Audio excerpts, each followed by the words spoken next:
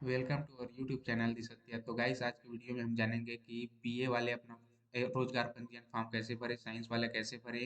ठीक है दोस्तों, बहुत लोग कमेंट कर रहे थे। तो सबसे पहले आपको अपना क्रोम ब्राउजर ओपन कर लेना है। देन सर्च बार में आपको ई रोजगार पंजीयन लिखकर सर्च कर देना है। आपके सामने इस प्रकार से पहला लिंक ओपन होके आएगा। इसमें पहले लिंक को आपको टच करके ओपन कर लेना है। थोड़ा सा लोडिंग होगा, उसके बाद ऑफिशियल वेबसाइट ओपन हो जाएगा। अगर पहले से आप पंजीकृत हैं तो आपको यहाँ पर अपना जो आईडी है उसको इंटर कर देना है। ठीक है। और जो भी आपका पासवर्ड है उसको यहाँ पर इंटर कर देना है। देन उसके बाद आपको जो भी कैप्चा है उसको फिल करके आपको लॉगिन बटन पर क्लिक कर देना है। ठीक है। ये ऑफिस लॉगिन के लिए है, ये ऑफिशियल लिंक है और ये डिपार्टमेंट ऑफ एम्प्लॉयमेंट। ठीक है दोस्तों।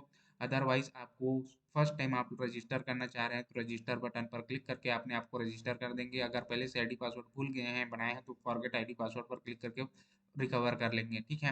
हमारा फर्स्ट टाइम है तो रजिस्टर पर क्लिक करेंगे। आपके सामने इस प्रकार से पंजीयन फॉर्म ओपन होके आ जाएगा। इस पंजीयन फॉर्म में आपसे बेसिक डिटेल्स मांगा जा रहा है, जैसे आधार कार्ड नंबर। आधार कार्ड में जो भी नाम है उसको यहाँ पर इंटर करेंगे और मोबाइल नंबर। ओटीपी भेजने के बाद आपको ओटीपी सबमिट करके वेरीफाई कर लेना है। दोस्तों, यहाँ पर आधार बेस्ड ये पूरा साइट जो है यू रोजगार पंजीयन का आधार बेस्ड है, तो इसलिए आपको आधार कार्ड और मार्कशीट में जो भी नाम है वो सेम होना चाहिए। अदरवाइज अगर आधार कार्ड में आपका जो भी नाम है उसके हिसाब से आप फॉर्म को फिलअप करेंगे। ठीक है। तो यहाँ पर आधार नंबर कस्टमर का इंटर कर देंगे। उसके बाद यहाँ पर जो भी आधार कार्ड में नाम है कस्टमर का, ठीक है, उसको यहाँ पर कैंडिडेट का जो भी नाम है उसको आधार कार्ड के हिसाब से ही फिलअप करना है। ठीक है। उसके बाद जो एक वैलिड मोबाइल नंबर यहाँ पर इंटर कर देना है, क्योंकि उस मोबाइल नंबर पर ओटीपी जाएगा। ठीक है। और जैसे ही आप मोबाइल नंबर इंटर करके ओटीपी भेजे पर क्लिक करते हैं, ठीक है, यहाँ पर मोबाइल नंबर इंटर करने के बाद जैसे ओटीपी भेजे पर क्लिक करते हैं, आपके सामने इस प्रकार से पॉपअप बॉक्स ओपन हो आता है। यहाँ पर आपसे बोला जा रहा है कि आपके दिए हुए मोबाइल नंबर पर ओटीपी सफलतापूर्वक भेज दिए गए। देन ओके बटन पर आपको क्लिक कर देना है। जैसे ही आप ओके बटन पर क्लिक करते हैं, आपके मोबाइल नंबर पर जो भी ओटीपी आया होगा उसको आपको यहाँ पर इंटर कर देना है। ठीक है। चलिए दोस्तों, मैं अपने मोबाइल में जो भी ओटीपी आया है कैंडिडेट का उसको यहाँ पर फिलअप कर लेता हूँ। जैसा कि आप देख सकते हैं कि हमारे मोबाइल में इस प्रकार से ओटीपी आया है। इसको मैं यहाँ पर फिलअप कर लेता हूँ। भी इंटर कर लेने के बाद आपको वेरीफाई ओटी पर क्लिक कर देना है। जैसे आप वेरीफाई ओटी पर क्लिक करते हैं, आपके सामने इस प्रकार से पॉपअप बॉक्स ओपन होके आता है। आपका ओटीपी सफलतापूर्वक वेरीफाई हो गया है। देन आपके उसके बाद आपको ओके बटन पर क्लिक कर देना है। आपके सामने इस प्रकार से इंटरफेस ओपन होके आता है, जिसमें रोजगार विभाग की तरफ से रोजगार पंजीयन फॉर्म है। यहाँ पर आपका फोटो और नाम शो होगा। यहाँ पर नवीन पंजीयन पर क्लिक कर देना है। रजिस्ट्रेशन में जो भी आपने डिटेल दिया, आधार नंबर, आधार कार्ड में जो भी नाम है और मोबाइल नंबर ऑटोमेटिक फिल होके आ जाएगा। देन यहाँ पर कस्टमर का जो भी जेंडर है इसको सिलेक्ट कर लेना है, उसका मैरिज स्टेटस सिलेक्ट करना है। ठीक है। उसके बाद यहाँ पर देन उसके बाद आपको कैंडिडेट का फादर का नाम इंटर कर देना है। जैसे आप कैंडिडेट के फादर का नाम इंटर कर देते हैं, उसके बाद आपको नेक्स्ट स्टेप पर बढ़ जाते हैं। यहाँ पर आपसे आपका डेट ऑफ बर्थ पूछा जा रहा है, तो ध्यान रहे कि आपका जो डेट ऑफ बर्थ है डेट मंथ वाई के फॉर्मेट में इंटर कर देना है। यहाँ पर आपको डेट मंथ और ईयर सिलेक्ट करने का ऑप्शन मिलेगा, आपको बारी बारी से सिलेक्ट कर लेना है। देन आपको इंटर कर देना है। नोट करने वाली ये बात है कि यहाँ पर आपकी जो उम्र है 14 वर्ष से 45 वर्ष के बीच में होना चाहिए। उसके बाद आप नेक्स्ट स्टेप पर पढ़ जाते हैं। यहाँ पर आपका कास्ट पूछा जा रहा है, तो आपको सिंपली जो भी कास्ट है आपका, शेड्यूल कास्ट है, ओबीसी है, जो भी है आपको इंटर कर देना है। ठीक है। उसके बाद आपको यहाँ पर विकलांग है कि नहीं है ये पूछा जा रहा है, आपको सिंपली यस नो पर क्लिक कर देना है। देन यहाँ पर हमारा जो एक आज का टॉपिक है वो एजुकेशनल पे बेस्ड है। जो कई लोग कमेंट किए थे कि बीए वाला अपना सब्जेक्ट ऑप्शन नहीं आ रहा है, ठीक है, बहुत सारा प्रॉब्लम हो रहा है, तो उसका सॉल्यूशन इस वीडियो में है। तो दोस्तों, ध्यान से आप वीडियो पर बने रहिए, शुरू से अंत तक बने रहिए, तभी आपको समझ में आएगा। ठीक है। आप लोग पूरा वीडियो देखते नहीं है, कमेंट करने लग जाते हैं, तो आज का वीडियो आप पूरा जरूर देखिए। ठीक है। इसमें प्रॉब्लम सॉल्व है। तो जो आप देख सकते हैं कि ऑप्शन जो है 10th मैट्रिक आर्मी दिया है, इंडियन एयरफोर्स दिया है, नेवी दिया है। ठीक है। सिंपल जो 10th पास है वो मैट्रिक पास करके इंटर कर देंगे। ठीक है। उसी प्रकार से यहाँ पर 12th इंटरमीडिएट आर्ट्स दिया है, कॉमर्स दिया है, ठीक है, साइंस दिया है, वोकेशनल दिया है। इसको आपको अपने हिसाब से सिलेक्ट कर लेना है। देन नॉर्मल के लिए आपको 12th इंटरमीडिएट पास दिया है, उसको आप फिलअप करके आगे बढ़ जाएंगे। ठीक है। देन यहाँ पर आपको first class, second, fourth, six, seven, eight, ninth का ऑप्शन दिया है। यहाँ पर बी फार्मा दिया है, बीए दिए है। बीए का जो फॉर्म है इसको हम फिलअप करके दिखाएंगे कि आपका सब्जेक्ट का ऑप्शन आ रहा है तो आपको कैसे फिल करना है। ठीक है। आपको ध्यान से देखना है इस वीडियो को। उसके बाद आपको बीए पार्ट 1 2 3 ये भी मिल जाएगा। ठीक है। जो भी सब्जेक्ट है आपको अपने हिसाब से चूज कर लेना है। उसके बाद बीबीए, BCA, BCom 1, 2, 3 जो भी है पार्ट, ये सारा डिटेल्स आपको दिया है। देखिए दोस्तों, अगर आपको जो भी अपना सब्जेक्ट रिलेटेड सेम नहीं मिलता, तो आपको उससे रिलेटेड इंटर कर देंगे, तब भी कोई दिक्कत नहीं होगा। ठीक है, तो जो भी उससे रिलेटेड है उसको भी आप इंटर कर सकते हैं। उसके बाद यहाँ पर सर्टिफिकेट 1, 2, 3 1 ईयर का डिप्लोमा जो भी 6 मंथ का जो भी किए हैं, आपको अपने हिसाब से चूज कर लेना है। यहाँ पर आपको कंप्यूटर बेस्ड दिया है डिप्लोमा 1, 2, 3 जो भी जितने भी ईयर्स का आपने किया है, सबका यहाँ पर रोजगार पंजीयन हो जाएगा। डिप्लोमा फार्मा एजुकेशन में दिया है। ठीक है, उसके बाद बहुत सारे इसमें ऑप्शन दिया है दोस्तों, अपने हिसाब से आपको चूज कर लेना है। हमारा जो आज का टॉपिक है कि जिसको सब्जेक्ट फिलअप करने का ऑप्शन नहीं आ रहा था, दिक्कत हो रहा था कि सब्जेक्ट चुन ले उसके बाद भी सब्जेक्ट नहीं आ रहा था, सिंपली हमें बीए सेलेक्ट कर लेना है। बीए के लिए हम बता रहे हैं, उसके बाद आपको बीए में जो भी आपका सब्जेक्ट है उसको चूज कर लेना है। ध्यान से देखिए दोस्तों, आपके ये जो बीए में आपका बहुत सारा सब्जेक्ट दिया हुआ है, इसको आपने अपने हिसाब से जो भी आपका सब्जेक्ट है उसको आपको चूज कर लेना है। ठीक है, जैसा कि आप देख सकते हैं कि इस प्रकार से इसमें सेलेक्ट करने का ऑप्शन आ रहा है। ठीक है, आपका जो भी सब्जेक्ट है उसको इंटर कर देना है। दोस्तों, अगर आपके सब्जेक्ट नहीं मिल रहा है तो उससे रिलेटेड कोई भी आप इंटर कर सकते हैं, इससे कोई फर्क नहीं पड़ेगा। ठीक है, जैसे कि सब्जेक्ट ही इंटर कर देंगे, हिंदी ही इंटर कर देंगे तो भी चलेगा। ठीक है, आगे चल के आपको कोई ऐसा इशू नहीं होगा।